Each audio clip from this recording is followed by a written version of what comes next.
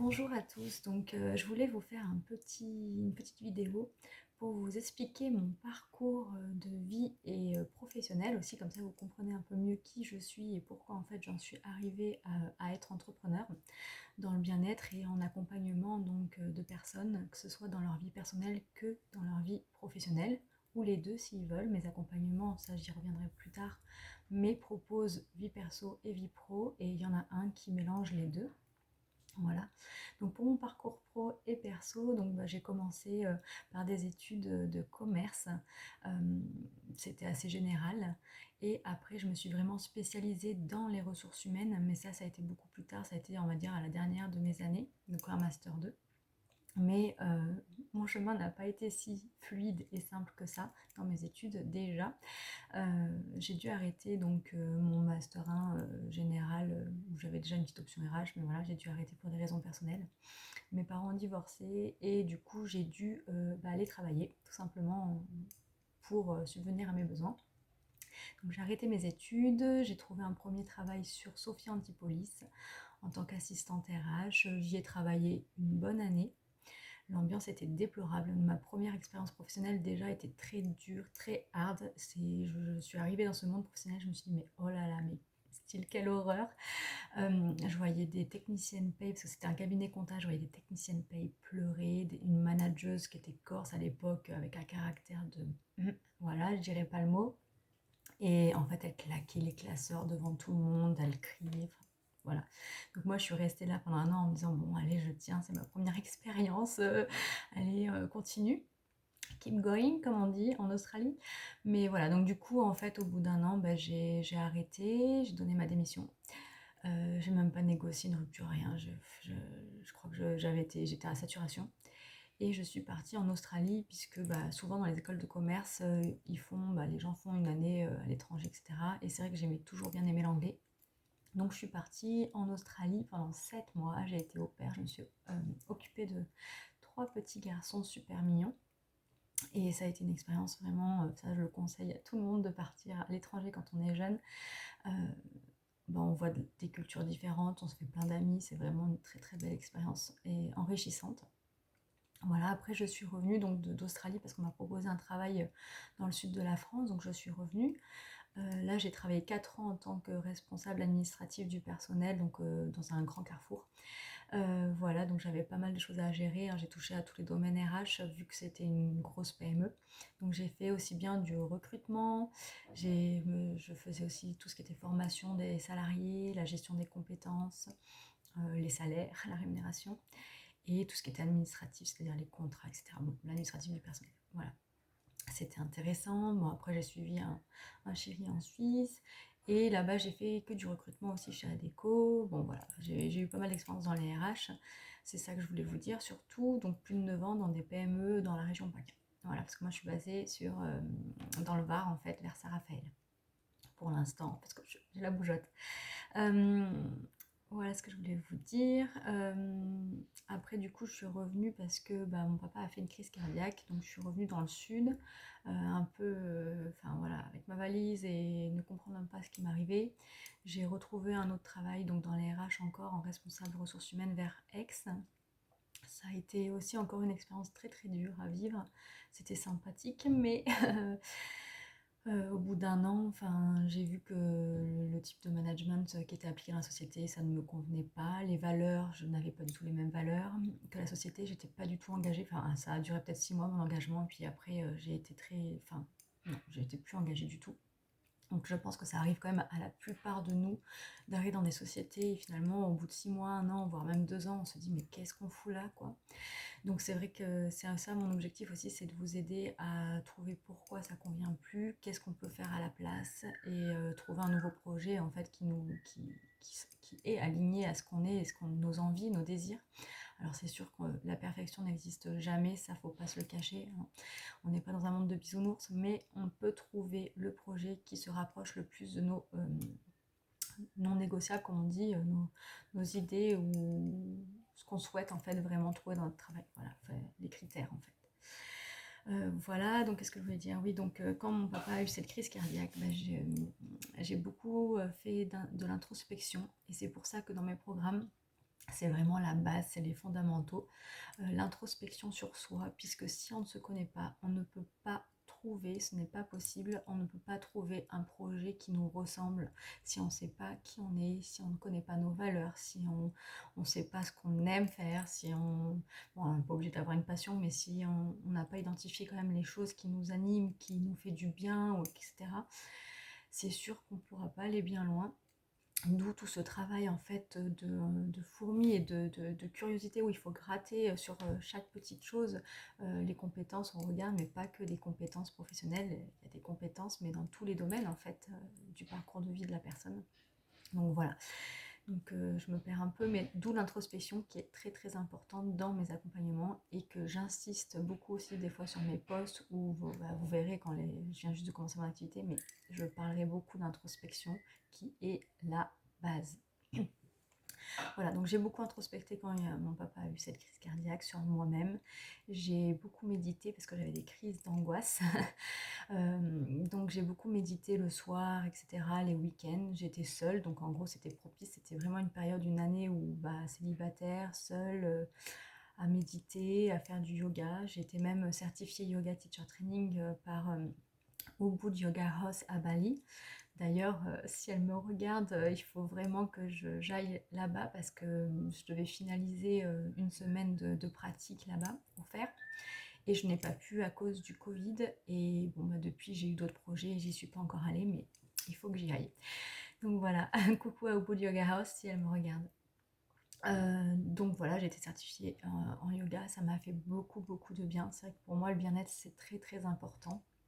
Et dans mes accompagnements aussi, je dis aussi que c'est des accompagnements un peu holistiques, puisque moi j'aime beaucoup tout ce qui est holistique, bien-être, c'est très important. Vous allez voir, je vais vous proposer des lives là dans le mois avec des personnes que je suis qui sont aussi dans l'holistique, euh, comme Cristal Éveil.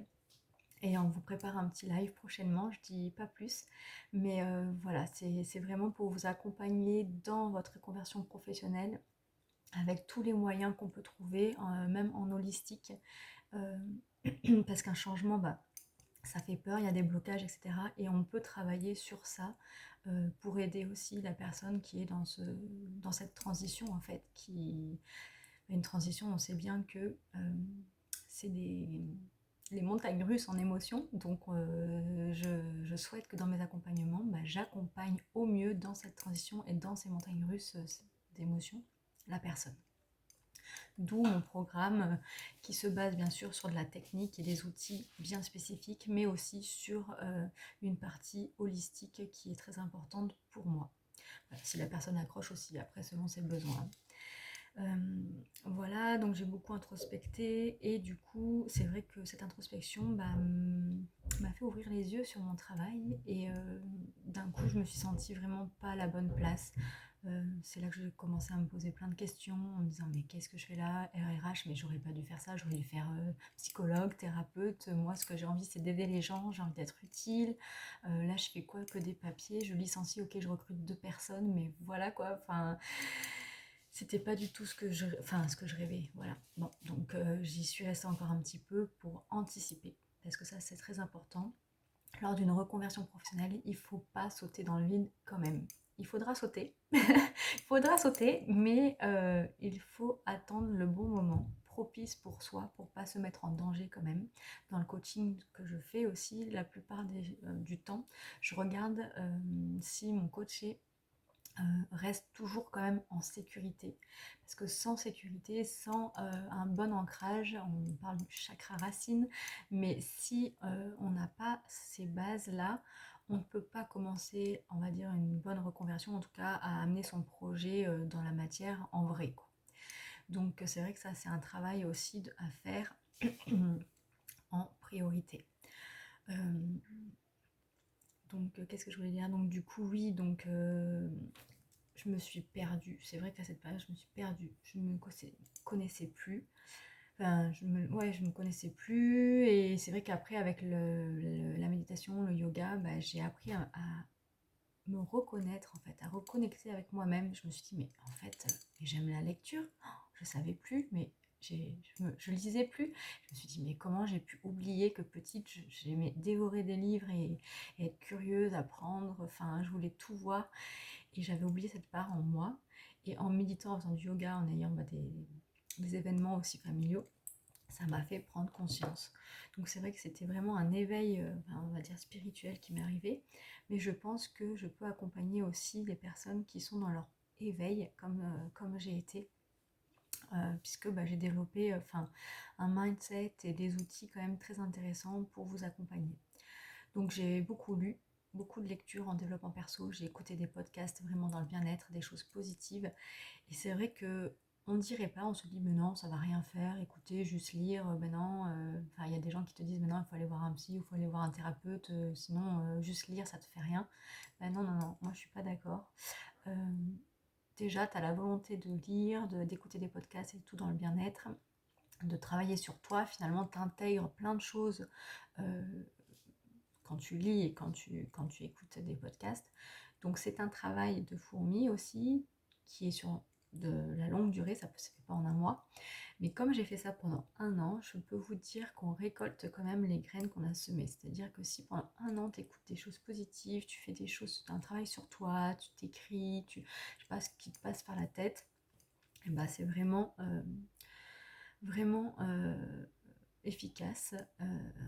Moi, je vois vraiment, je conseille vraiment à mes coachés de réaliser cette introspection et de vraiment travailler sur eux, d'écouter des choses, même s'ils n'ont pas quelque part l'argent pour investir dans des gros coachings ou dans des gros accompagnements ou d'aller voir un psy qui coûte très cher aussi, mais de réaliser ça tout seul, en autodidacte, c'est quand même très très important que ça vienne de vous.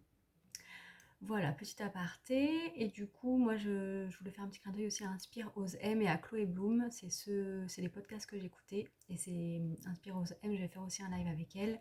Elle a un très beau compte de méditation et de choses positives. Donc, filez aussi, écoutez tout ce qu'elle dit, puisque ça donne beaucoup d'énergie et ça ressource beaucoup. En tout cas, moi, elle m'a beaucoup aidée. Voilà, qu'est-ce que je voulais dire Ouais, du noir, je suis revenue vers la lumière et quand je me suis réveillée, où j'ai ouvert les yeux, voilà, c'est ce que je vous disais, je me suis plus retrouvée à la bonne place au niveau professionnel. J'ai eu des licenciements, du turnover, un manager qui criait, même dans la violence, enfin la colère, vous voyez. Vivre ça, je me suis dit jamais, déjà que j'avais vécu ça dans ma vie perso, mais j'avais dit, mais je vais pas vivre encore ça dans ma vie pro, non, mais c'est pas possible, il faut que je coupe là, on va dire ce lien toxique. Il n'y avait pas de reconnaissance, perte de joie, perte de motivation. C'est pour ça que dans mes anciens posts, vous pourrez voir, mais je parle du fun au travail. Alors fun, c'est pas juste ouh, on rigole. Non, le fun, c'est ce qui te fait vibrer, ce qui t'apporte vraiment de la joie ou de l'excitation ou quelque chose qui te fait vraiment envie, voilà, qui t'anime. Donc ça, c'est super important aussi dans mes accompagnements, que la personne trouve un projet aligné, mais aussi qui l'anime, qui la mette en joie en fait. Très très important.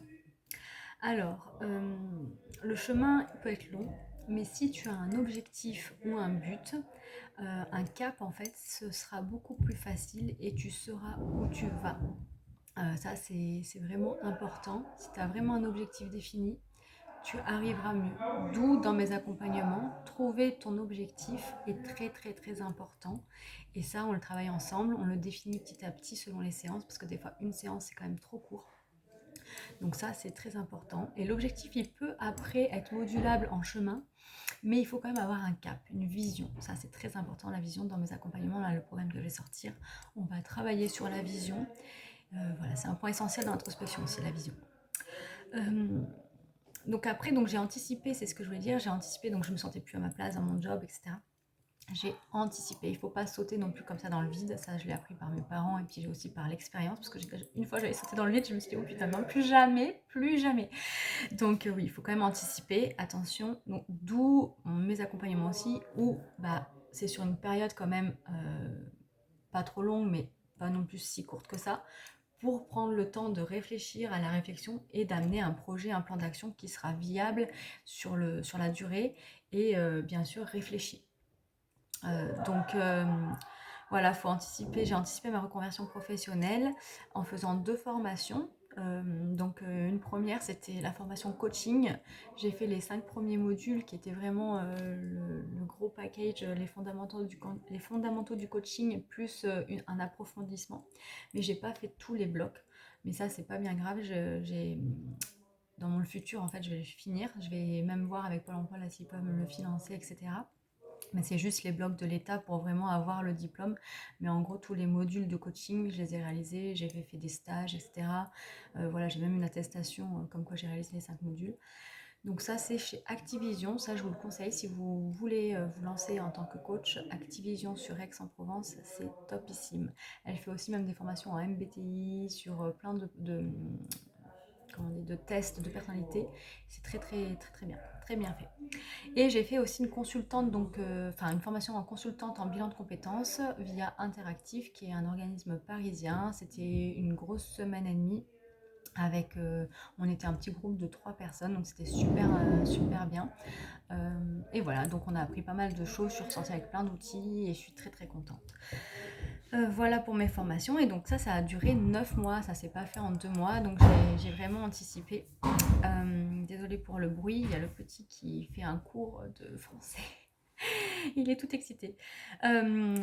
Alors, et donc après ces formations, c'est vrai que ça m'a mis en confiance forcément, puisque quand on a des formations, on se sent plus légitime. Donc on peut oser aussi plus facilement. Donc ceux qui sont réticents à des formations, je dis non, cassez cette croyance. Les formations t'apportent aussi cette légitimité, cette envie, oui, ces connaissances finalement que tu peux partager aux autres. Voilà, c'est très important. Donc j'ai osé me lancer dans l'entrepreneuriat, mais il y a eu quand même une goutte d'eau qui a fait déborder le vase au sein de mon entreprise. Mon patron a encore recrié, etc. Et là, je me suis dit non, là c'est bon, c'est plus possible. De toute manière, j'ai anticipé, j'ai mes formations, je sais où je vais, j'ai ma vision. Je me suis donné un mois, j'ai tout réglé, on va dire, côté administratif, loyer, tout ça, et je suis partie. Bon, rupture conventionnelle, bien sûr. Si je peux donner des conseils en RH aussi, je serai heureuse de vous aider.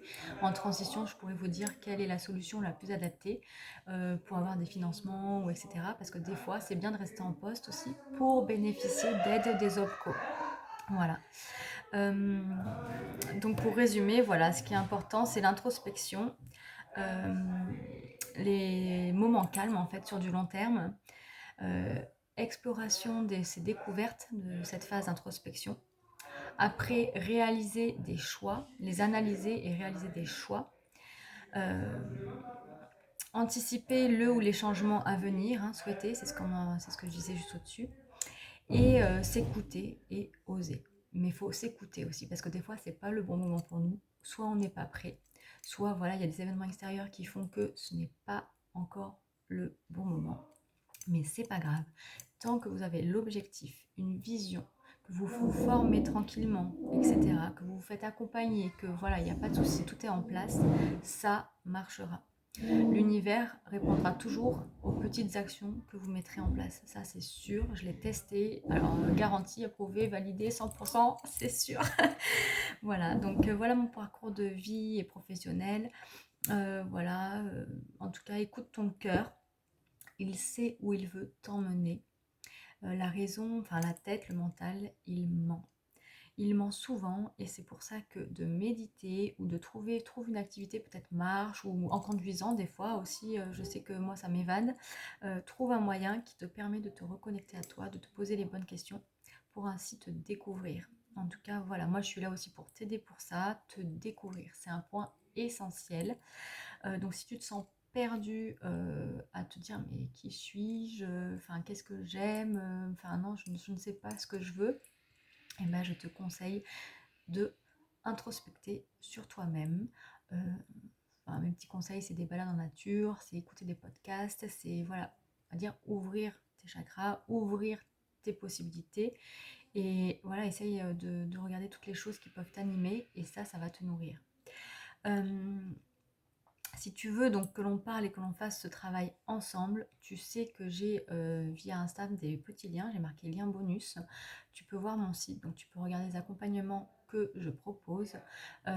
J'ai pas encore mis les liens de paiement, mais tu peux après, si tu as un accompagnement ou tu as une question, etc., bah, me faire un petit message privé ou réserver un appel découverte en disant bah voilà, j'ai peut-être trouvé cet accompagnement, j'aimerais avoir plus d'informations. Tu réserves ton appel découverte. Et si tu veux même pas regarder mes accompagnements, mais tu veux vraiment me parler de ta problématique, sache que je suis là aussi. C'est 30 minutes gratuit et c'est pour échanger vraiment sur ta situation. Voilà, je vais regarder en fait ce qui te bloque peut-être, ou enfin analyser ton contexte, tes besoins, et je te dirai vraiment le mieux à faire. En tout cas, la première étape, ça c'est cadeau, je te dirai la première étape à réaliser, et on fixera un petit objectif dans les 30 minutes, parce que c'est sûr qu'en 30 minutes on peut pas non plus faire énormément, mais on peut trouver un petit objectif et une première étape, ça c'est promis. Voilà, donc si tu as envie d'en savoir plus, etc., et bah, tu sais que tu peux dans les liens en bio, je serai toujours présente. J'ai mis plein de créneaux, tu verras, donc tu peux y aller, tu peux choisir n'importe quel jour, n'importe quel horaire. J'ai mis vraiment beaucoup de possibilités. Voilà, ben, j'espère que mon parcours t'a inspiré, t'a plu, t'a donné des idées. Et si tu veux échanger sur des idées même, eh ben, dis-le moi, écris-moi, je suis là. Voilà, je serai très contente de t'aider et bah voilà, de t'accompagner. Donc, ben, je te fais de gros bisous. J'espère que ça t'a plu. C'était ma première vidéo où je parle de moi, donc ça me fait bizarre, franchement. Mais voilà, c'est une belle expérience. Donc voilà, je te dis à très bientôt, à très vite et prends soin de toi et de ton introspection. Bisous.